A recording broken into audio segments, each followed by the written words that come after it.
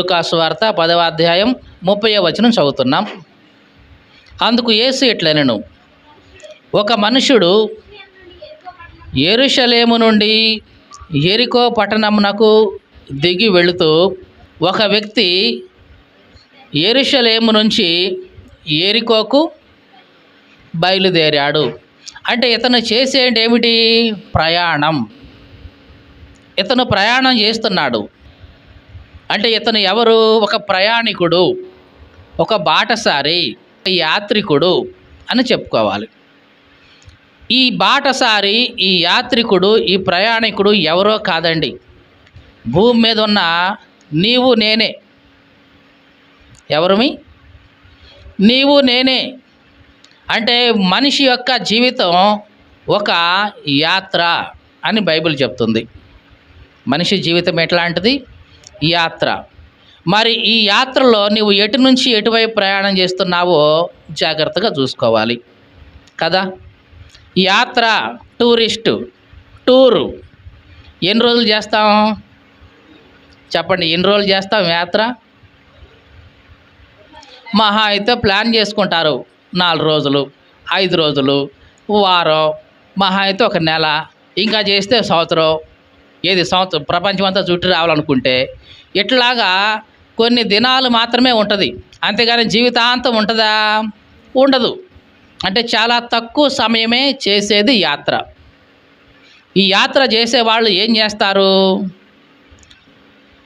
లట్టు బుట్టు మొత్తం వేసుకొని పోతారా? ఇంట్లో ఉన్న సామాన్లన్నీ వేసుకొని పోతారా? మరి ఏం చేస్తారు? కొన్ని అవసరమైన వరకు తీసుకుంటారు, వెళ్ళిపోతారు, యాత్ర కంప్లీట్ చేసుకుంటారు, మళ్ళీ వచ్చేస్తారు. అంటే ఎక్కడికైతే వెళ్ళారో మళ్ళీ అక్కడి నుంచి తిరిగి వస్తారు. ఏ స్థలం నుంచి అయితే వెళ్ళారో ఆ స్థలానికి మళ్ళీ తిరిగి వస్తారు. అవునా కాదా? మనం కూడా ఈ భూమి మీదకి ఎందుకు వచ్చామంటే ఒక యాత్ర చేయటానికి వచ్చాం. ఈ భూమి మీద మనం చేసేది ఏమిటి?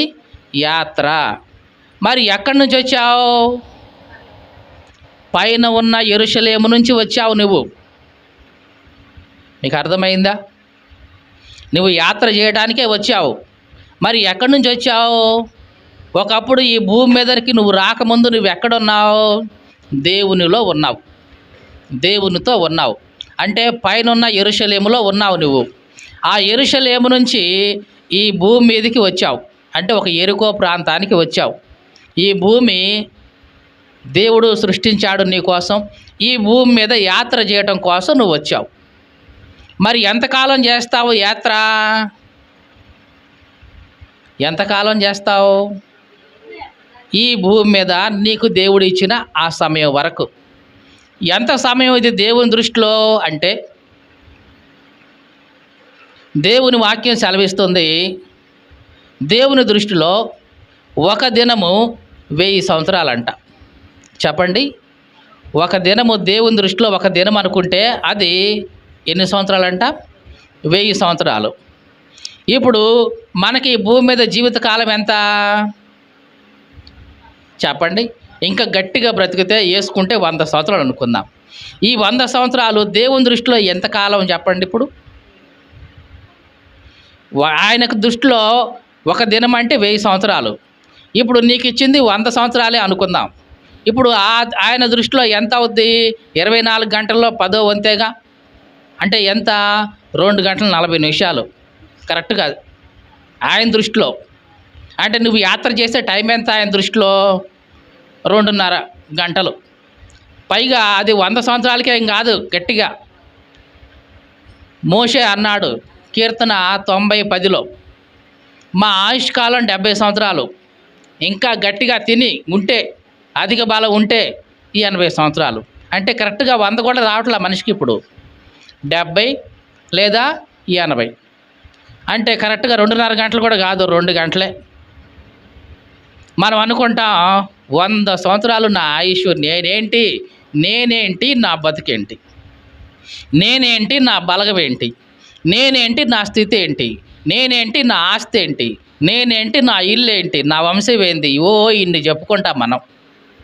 కానీ దేవుడు ఏమనుకుంటారు? అబ్బాయి నీకు ఇచ్చింది 2 గంటలే, నీ ఆయుష్కాలం 2 గంటలే, నువ్వు యాత్ర చేసేది 2 గంటలు, ఆడకపోయి గొడవ పెట్టుకుంటావు ఎందుకు?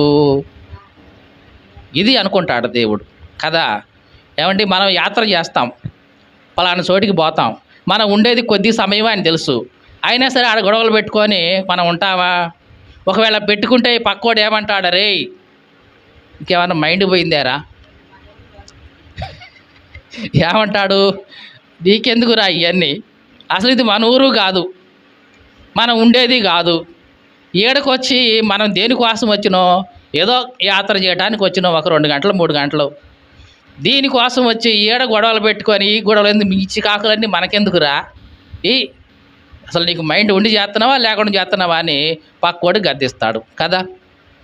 ఈ భూమి మీద కూడా దేవుని దృష్టిలో మనకున్న సమయం ఏంటంటే అంతే 2 గంటలు. ఈ 2 గంటల కోసమే మనం అనుకుంటాం, చూసివా నా అంత తోడు లేడని ఎగసిపడుతూ ఉంటాం, నా అంత తోడు లేడని మనం మీసం మెలేస్తాం, తొడలు కొడతాం, అది చేస్తాం ఇది చేస్తాం, రా చూసుకుందాం అంటాం, సవాలు విసురుతాం, ఎన్నో చేస్తాం. దేవుడు నవ్వుకుంటా ఉంటాడు అట్లాంటి వాళ్ళని చూసి. అరే వాళ్ళు ఏంటి అది, వాళ్ళకి ఉందే 2 గంటల సమయం దేవుని దృష్టిలో, ఈ 2 గంటలనే వీడు ఇదే జీవితం అనుకుంటున్నాడేంటి, ఇదే శాశ్వతం అనుకుంటున్నాడేంటి అని దేవుడు నవ్వుతూ ఉంటాడు. ఈ మాటలు వింటున్న ప్రియ సహోదరి సహోదరుడా, మళ్ళీ చెప్తున్నాను, గుర్తుంచుకో, దేవుని దృష్టిలో నీ ఆయుష్కాలం మహా అయితే 2 గంటలే. అది ఈ భూమి మీదకి దేవుడు నిన్ను పంపించాడు, యాత్ర చేసి రాపోయ్యా అని. దేనికోసం పంపించాడు? యాత్ర చేసి రాపో, ఇదిగో నేను నీకు కొన్ని పనులు అప్పచెప్పా, ఈ యాత్ర చేసి ఆ పనులు చూసుకొని రాపో అని పంపించాడు. కానీ మనిషి ఏం చేస్తాడు, ఈ భూమి మీదకి వచ్చిన తర్వాత అసలు వచ్చిన పని మర్చిపోతాడు, దేవుడు నన్ను పంపించాడు అనే సంగతి మర్చిపోతాడు. ఇక ఎదురుకున్న దాన్ని చూసి ఇక నా అంత తోడు లేడని మనిషి విర్రవీగుతూ ఉంటాడు. కాబట్టి మళ్ళా మనం జ్ఞాపకం చేసుకోవాల్సింది ఏంటంటే, ఈ భూమి మీద మన జీవిత కాలం ఒక యాత్రా కాలం, ఒక టూరిస్ట్గానే మనం వచ్చాము. ఎంతకాలం ఉంటామో తెలియదు, బహుశా 2 గంటలే కావచ్చు, కొంతమంది జీవితంలో 1.5 గంటన్నరే అవుతుంది, కొంతమంది జీవితంలో 1 గంట కూడా అవ్వచ్చు. 50-60 సంవత్సరాలకే చనిపోయిన వాళ్ళు కూడా ఉంటున్నారు. కాబట్టి వాళ్ళ జీవితం మహా అయితే దేవుని దృష్టిలో 1 గంటే ఉంటుంది ఈ భూమి మీద. మళ్ళీ ఎక్కడికి వెళ్ళాలి? అక్కడికి వెళ్ళాల్సిందే. ఇది మనం గమనిస్తే ఇక ఎన్నడూ కూడా అతిశయించం, ఎన్నడూ కూడా నాదంటే నాది అని కొట్లాడుకోము, తిట్లాడుకోము. ఇక ఒకళ్ళ మీద ఒకళ్ళు చాటులు చెప్పుకోవటం కానీ, ఒకళ్ళు లాగాలని, కిందికి లాగాలని ప్రయత్నం చేయటం కానీ ఇవేమీ చెయ్యం. ఒకసారి యాకోబు ఉన్నాడు. ఎవరు? యాకోబు. ఒకానొక సమయంలో ఫరో ముందుకు రావాల్సి వచ్చింది. అది కూడా ఎందుకంటే అప్పటికి యోసేపు ఐగుప్తుని పరిపాలిస్తూ ఉన్నాడు. యోసేపు చనిపోయాడులే అనుకున్నాడు యాకోబు. యాకోబు యొక్క చిన్న కొడుకే అన్నమాట, ముద్దుల కొడుకే యోసేపు. పాపం యోసేపు చనిపోయాడులే అనుకున్నాడు, కానీ దేవుడు యోసేపుని చనిపోనివ్వలేదు, ఐగుప్తు మొత్తాన్ని కూడా ప్రధానిగా చేశాడు. ఇక వీళ్ళ అన్నలన్నీ అందరూ కలుసుకున్నారు, యోసేపుని కలుసుకొని, బ్రతికే ఉన్నాడా నాన్న అంటే, బ్రతికే ఉన్నాడురా అని అంటే, మీరు అక్కడ ఉండొద్దు, ఇంకా కరువు ఉంది, మీరందరూ నా దగ్గరికి వచ్చేయండి, నేను మేము పోషిస్తా అన్నాడు. వీళ్ళెళ్ళి చెప్పారు యాకోబుకి, నాయనా యోసేపు బ్రతికే ఉన్నాడు, చచ్చిపోలేదు, నువ్వు చిన్నప్పుడు చచ్చిపోయాడని ఏడ్చావే, ఆ యోసేపు బ్రతికే ఉన్నాడు, ఐగుప్తును పరిపాలిస్తున్నాడు అనగానే అసలు ముసలి ప్రాణం కొట్టకలాడింది. అవునా అవునా, అయితే చాలు, ఇక నేను వాడిని చూస్తే నాకు అంతే చాలే, ఇక నాకు ఏం అక్కర్లేదు, బయలుదేరిపోదాం పని అంటే అందరూ బయలుదేరి వచ్చేసారు ఐగుప్తుకి.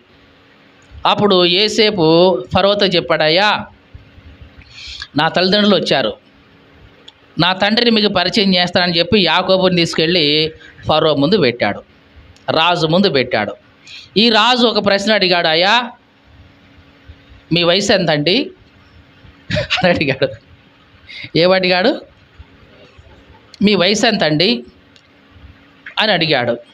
అప్పుడు యాకోబు చెప్తున్న సమాధానం ఒకసారి చూద్దాం. ఆదికాండం 47వ అధ్యాయం 8 నుంచి చదువుతున్నాం. ఫరో,